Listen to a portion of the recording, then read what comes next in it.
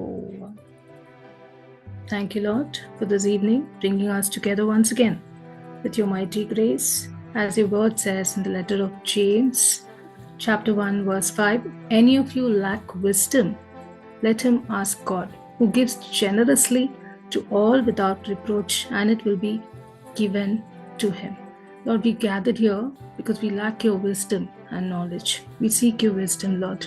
We're coming together to know more about you, that we may be filled with your wisdom. We offer this moment and all our friends who've joined us on call, that we may be filled especially with your presence, your love, and your wisdom. We offer all our prayers in your mighty name, O Lord. Amen. Amen. And Amen. Amen. Amen. Amen. we will start with today's keynotes for the three books of Joshua, Judges, and Ruth. We'll start with the book of Joshua. Joshua is named for its leading character. The book opens with Joshua being commissioned by the Lord as the leader of the Israelites. Joshua means Yahweh saves. So the author of this book does not explicitly name its author. More than likely, Joshua, the son of Nun, the successor of Moses as leader over Israel, penned much of this book. The latter part of the book was written by at least one other person after the death of Joshua, it is believed. So it is also possible that several sections were edited, compiled following Joshua's death. The book of Joshua was likely written between 1400 and 1370 BC. The theme of this book goes this way. Joshua records part 2 of God's grandest work of redemption in the Old Testament period. So in part 1, the Pentateuch, the Lord redeemed his people out of slavery in Egypt and formalized his covenantal love for them at Sinai. So Moses led the people during that time. Now in part 2, under the leadership of Joshua, the Lord brings his people into the land of promise and gives them rest. So brief summary of this book. Book of Joshua continues the story of the Israelites after the Exodus from Egypt. So the book chronicles the approximately 20 years of Joshua's leadership of the people after Moses anointed him at the end of Deuteronomy. So the 24 chapter division of the book of Joshua can be summarized as follows. Chapters 1 to 12 speaks about entering and conquering the promised land. Chapters 13 to 22 gives instructions for distributing the portions of the promised land. Chapters 23 to 24, Joshua's farewell address. So I would just like to give few events from this book. We'll just give few highlights as we cannot cover all 24 chapters in this few minutes of time. So we will start from Joshua chapter 2. We hear the story of Rahab and the spies. So Joshua sends 2 spies to gather intelligence on the city of Jericho. The spies find refuge in Rahab's house, who is resident of Jericho. So when the king of Jericho learns about the spies, Rahab hides them and claims they have already left the city. So in return for her protection, Rahab asks the spies to spare her family when the Israelites attack Jericho. So the spies agree and instruct her to tie a scarlet cord in her window as a sign. So Rahab lets them down by a rope through the window and they escape back to Joshua. So the story of Rahab, the harlot, and her great faith in the God of the Israelites gives her a place with those honored for their faith in Hebrews 11:31.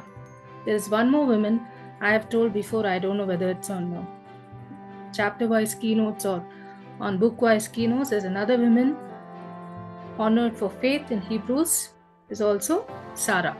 So here's a story of God's grace to sinners and salvation by faith alone. So this Rahab's story continues, most importantly by God's grace. She was in the messianic line according to Gospel of Matthew chapter 1 verse 5. So chapter 3 of book of Joshua. As for the chapters, I'll give the heading and I'll quickly say brief story for us to understand the whole book. So you need to pay attention for the headings, what I say, and you have to give me the takeaway. What is the story that impressed you, or what is the event that impressed you? So, chapter 3, Crossing the Jordan. As the Israelites approach the Jordan River, Joshua instructs the priests carrying the Ark of the Covenant to go ahead of the people. The nation follows the Ark as it leads them to the brink of the river. As the priests step into the Jordan, the waters miraculously stop flowing and pile up, allowing the Israelites to cross on dry ground.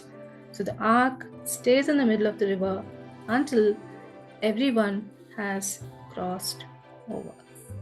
Chapter 4, the book of Joshua, we see about memorial stones. Once all the Israelites have crossed the Jordan, Joshua commands 12 men, one from each tribe, to take 12 stones from the middle of the river. These stones are set up at Gilgal as a memorial for future generations. Joshua also sets up 12 stones in the middle of the Jordan where the priests stood with the ark. So as soon as the priests come up from the river and the ark is safely across, the waters of the Jordan return to their place. Chapter 6, we read about the fall of Jericho.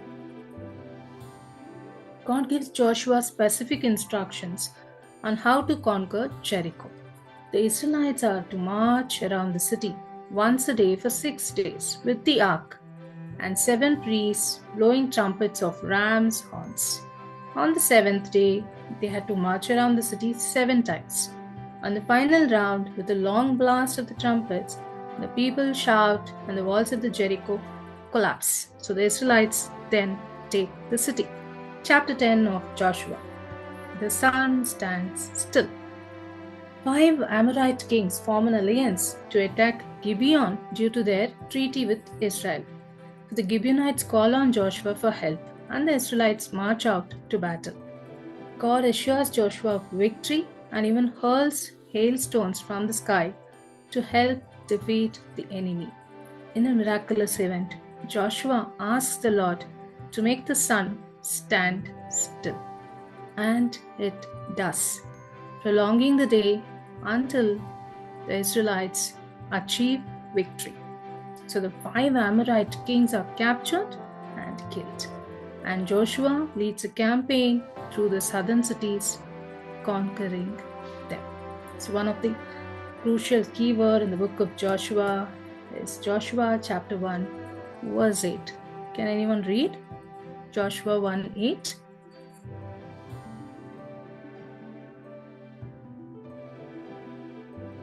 This book of law shall not depart out. You shall meditate on it day and night, so that you may be careful to act in accordance with all that is written in it. For then you shall make your way prosperous, and you shall be successful. My favorite verse. My favorite verse too. I'm sure all of us like it. So amen. The Old Testament is replete with stories of how the people forgot God and His word and suffered terrible consequences. For us, the word of God is our life. So if we neglect it, we will end up struggling accordingly.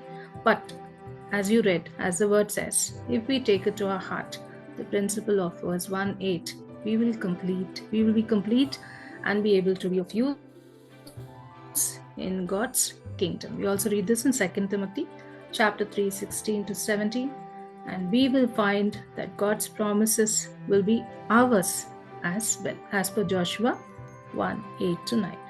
So Joshua is a prime example of the benefits of a worthy mentor. I like few points about Joshua I'd like to mention. How can we connect it to our lives today? 4 years, Joshua remained close to Moses. He watched Moses as he followed God in almost flawless manner. He learned to pray in a personal way from Moses. He learned how to obey through the example of Moses. Joshua apparently also learned from the negative example that caused Moses the joy of actually entering the promised land. For us, if suppose any of us are mentor, someone somewhere is watching you. some younger person or someone that you're influencing is seeing how you live and how you react. Someone is learning from you. Someone will follow your example. Mentoring is far more than the words that are spoken by the mentor. So his or her entire life is on display. So we got to be conscious reading the book of Joshua. Our lives matters. We need to set an example to others who are watching us. In conclusion, Joshua's final challenge to the people of Israel to choose whom they will serve echoes through the ages as each of us is faced with the same choice. May his legacy of faithfulness guide us in our walk with God. So that is the main key points from the book of Joshua. We'll move on to the book of Judges. Judges is named after an interesting collection of individuals who led Israel after Joshua's death until the rise of the monarchy under Samuel up to about 1050 BC. In this time of national decline, despite their promise to keep the covenant, the people turned from the Lord and began to worship other gods. Everyone did what was right in his own eyes. A pattern repeats throughout the book. This is a word which is repeated in the book of Judges. Firstly, the people abandoned the Lord. Second, God punished them by raising up a foreign power to oppress them. Third, the people cried out to God for deliverance. And lastly, God raised up a deliverer or a judge for them. The author of the book Judges is unknown, although some Jewish tradition ascribes it to be Samuel, we do not know. So the key theme of this book, understanding the work of the judges, appears in chapter 2, verse 16. As I said, the Lord raised up judges who delivered them from the hands of those who plundered them. Delivered is a kind of a common verb meaning to save. This is ironic for Moses. Moses was sent to deliver the people of Egypt and ended up presiding over funerals in the wilderness for almost 38 years. Joshua, whose name means deliverer or savior, succeeded only partially in delivering the people. The apparent motivation for the writing of the book of Judges is a recurring failure of the judges to deliver the people. This theme occurs twice in the book. In those days, there was no king in Israel. Every man did what was right in his own eyes. Judges 17 verse 6 and Judges 21:25. So that even divinely empowered human leaders could not lead Israel, the spiritual triumph points to the need for a great king beyond even Saul and David. To go a little more inside in this book, the key themes are Israel's existence in the land which had been promised by God was threatened by its continuing rebellion. The oppressions, the chaos, and generally negative picture in the book are due to Israel's repeated sin. Third, despite Israel's repeated falling away, God, in his faithfulness, continually delivered them. Fourth, the judges were not able to stop the people's unfaithfulness. Israel needed a godly king to lead it in doing right in the Lord's eyes, rather than the leader who did what was right in his own eyes. The setting of this book is somewhere around 1375 BC. The book of Joshua told the story of Israel's conquest of the promised land. But the conquest was not complete. So the book of Judges tells of the various leaders raised up to deliver Israel from the enemies remaining in the land. So here also in this book, I'll just give you all a few little events or the stories from few of the chapters. Chapter 2, Judges. We read about the angel of the Lord at Bochim. So an angel of the Lord appears at Bochim and rebukes Israel for making covenants with the people of the land and not breaking down their altars. The Israelites weep and offer sacrifices to God. This chapter also marks the beginning of a recurring cycle in the book. The Israelites abandoning God, being oppressed by enemies, crying out to God, and God raising a judge to deliver them. Joshua passes away and a new generation rises that doesn't know the Lord or what he did for Israel. Chapter 4, Judges. We see about Deborah and Barak. Deborah, we all know, prophetess and judge, leads Israel at this time. she instructs Barak to fight against Jabin, the Canaanite king whose army is led by Sisera. Barak insists that Deborah accompany him in the battle. So, with God's help, Barak and Deborah achieve victory. Sisera flees and seeks refuge in the tent of Jael, who kills him by driving a tent peg through his head. Judges chapter 5, we see the song of Deborah. This chapter is a poetic song by Deborah and Barak, celebrating their victory over the Canaanites. It praises the Lord and those who willingly offered themselves for the battle, while also cursing those who did not help. It recounts the battle in poetic form and ends with a note on the destruction of Canaanite kings, and a prayer for all God's enemies to perish and for the land to have peace for 40 long years. Next we have Judges chapter 6, Gideon called by God. Gideon was a son of Joash, man whom God chose to deliver Israel. During the wheat harvest, Gideon hid in a winepress to remove the wheat from its husk because he feared the Midianites. Gideon was threshing wheat. The angel of the Lord appeared to him and commissioned him to go and fight the Midianites. The Lord said unto him, Go in this might of yours, and you shall save Israel from the hand of the Midianites. Judges 6:14. So Gideon tried to give excuses, saying, O my Lord, how can I save Israel? Indeed, my clan is the weakest in Manasseh, and I am the least in my father's house. Gideon was very simple. As he said, from the weakest clan, he was not even dressed well. If you read in detail, he was wearing a shabby cloth. He was not even looking nice, but God chose Gideon. That's a message for all of us on call today, how God chooses.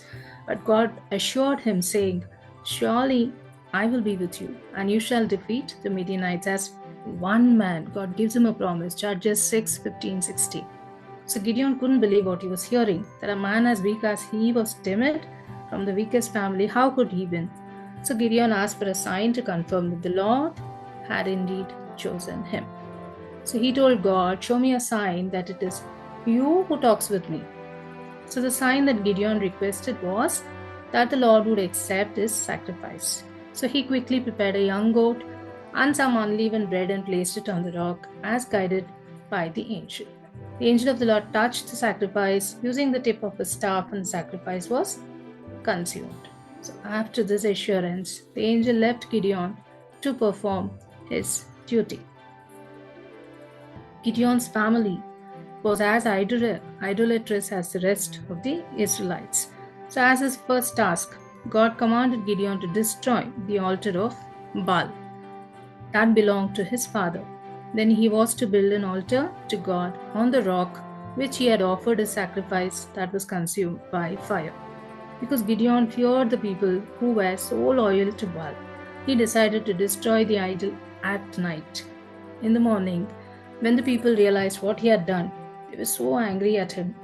That's when Joash, Gideon's father, stood in defense of his son and convinced the people that if Baal could not defend his own altar, then they could not defend him.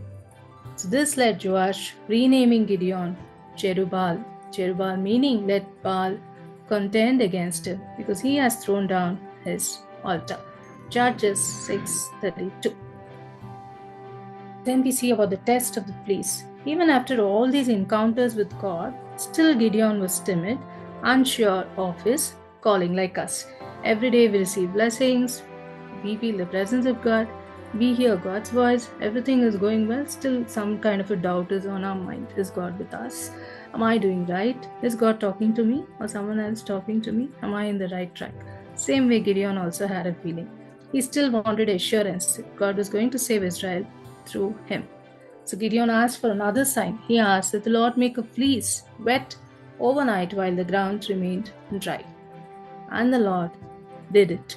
But since the fleece naturally absorbs water in the air at night, he decided to ask God to make the ground wet and the fleece dry.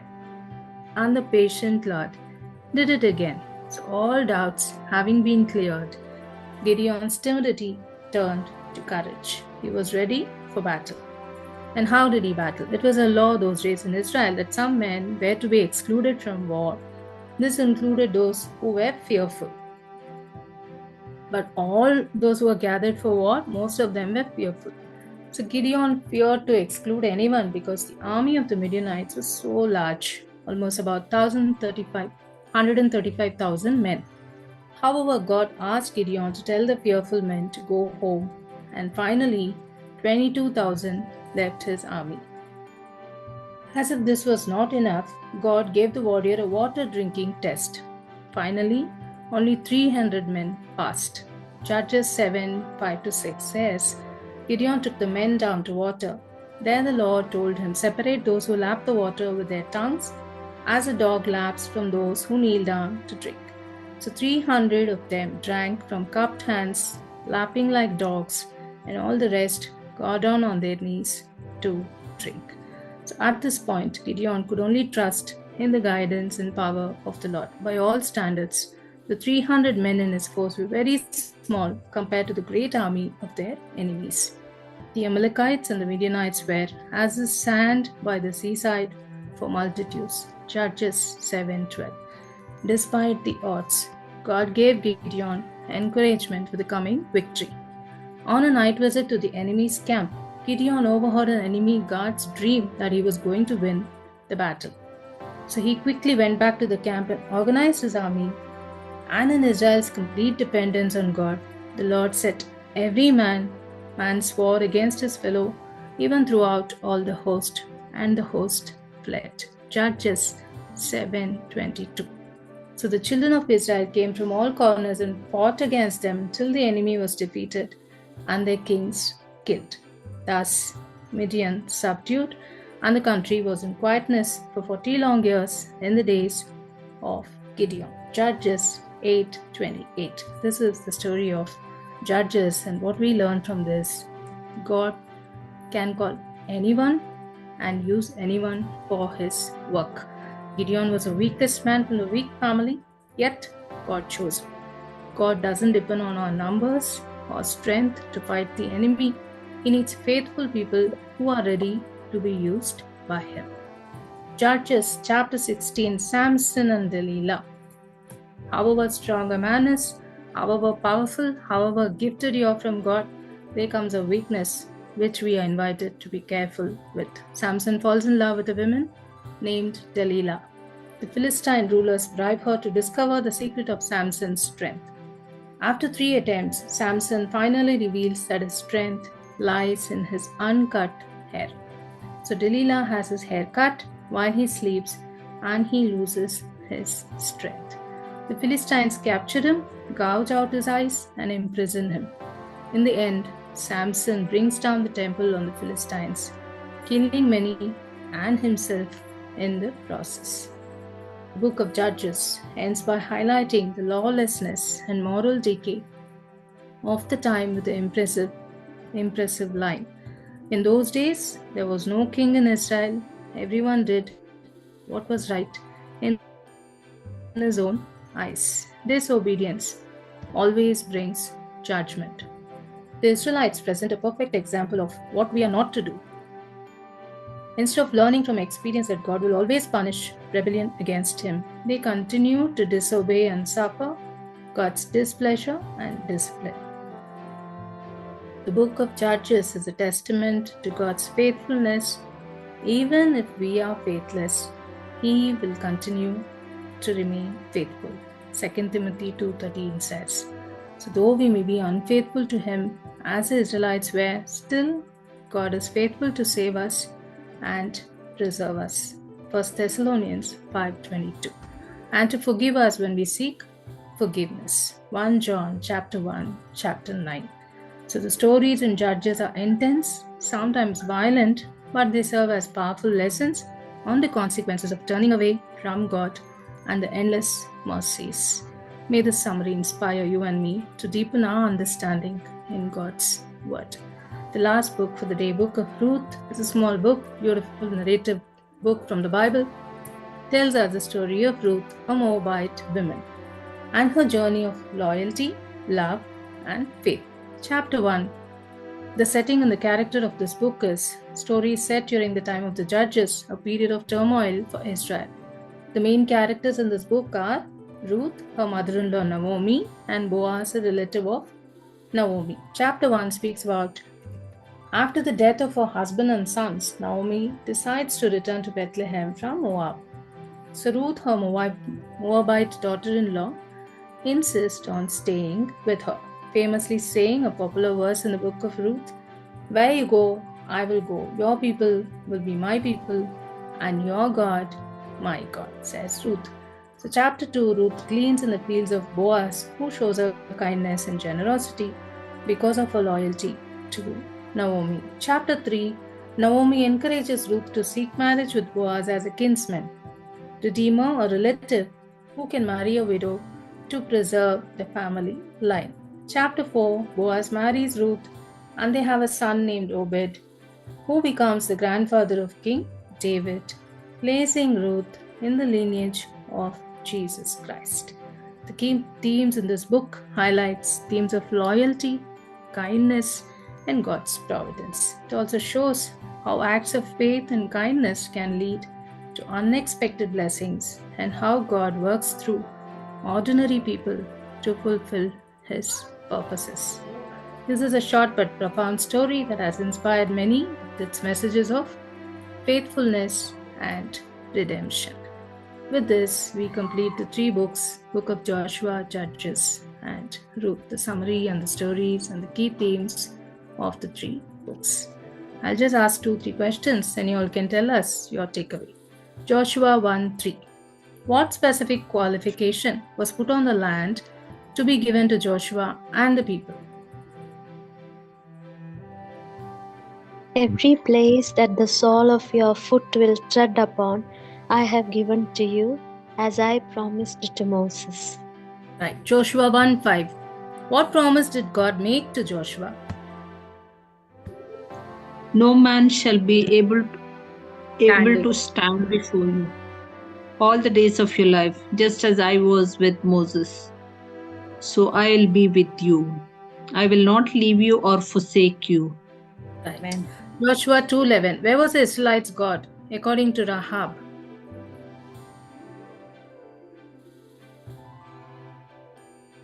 As soon as we heard it, our hearts melted, and there was no courage left in any of us because of you. The Lord your God is indeed God in heaven above, on earth below. Right. Joshua 23:8. What were the Israelites to do unto the Lord?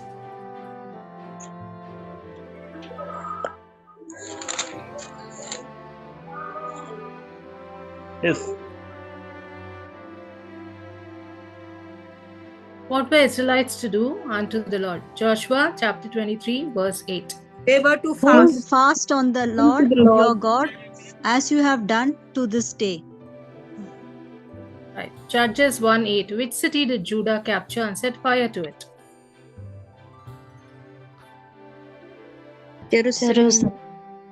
Jerusalem. Judges 5:5. What specific mountain is mentioned as melting before the Lord? Mount Sinai. Mountains. Sinai. Right. Judges 14:9. What did Samson do with the honey?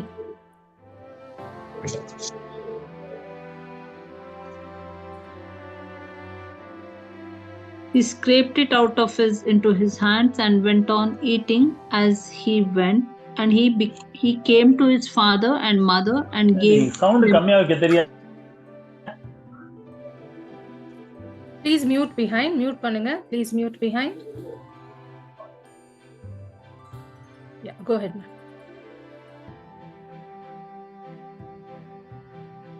What did Samson do with the honey? Judges 14:9. He scraped it out into his hands and went on eating as he went. And he came to his father and mother, gave some to them, and they ate. But he did not tell them that he had scraped the honey from the carcass of the lion. Judges 16:28. What did Samson pray while leaning on the pillars? Lord God, remember.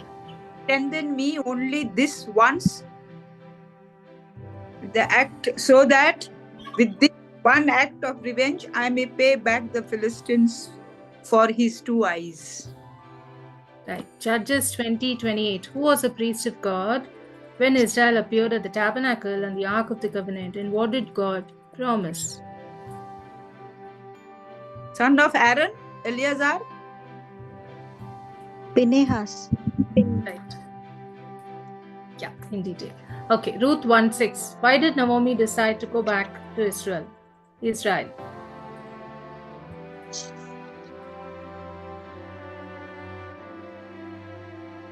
Because she lost her son, she was going back with her daughter-in-law. For she heard in the country of Moab that the Lord had consideration for his people and given them food. Right, the Lord had visited his people and given them food. So she wanted to go back to her place. Ruth 1:16-17. What did Ruth say to Naomi when Naomi asked her to return to her people? Do not to leave you or to turn back from following you. Where you go, I will go. Where you lodge, I will lodge. Your people shall be my people and your God my God. Where you die, I will die. There will I be buried. And she did not want to leave her mother. I hope all the daughter-in-laws don't leave their mother-in-laws in this case. That's a good one. And that was a good proclamation, loud proclamation. And it is for all of us. So I conclude with the questions. Over to you all. 2-3 minutes, we can close the call. So tell us your takeaway. What inspired you all? What you all learned today? Anything that, something new that you all heard? Over to you all.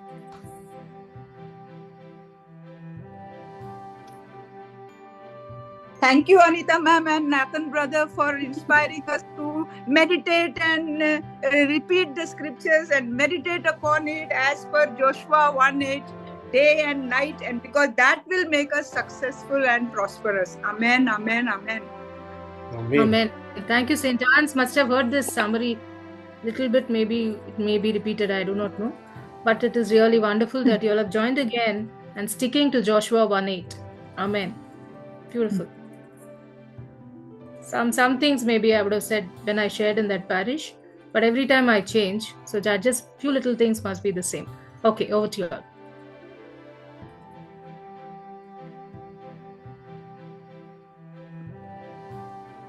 I think I am always excited to answer. Sorry.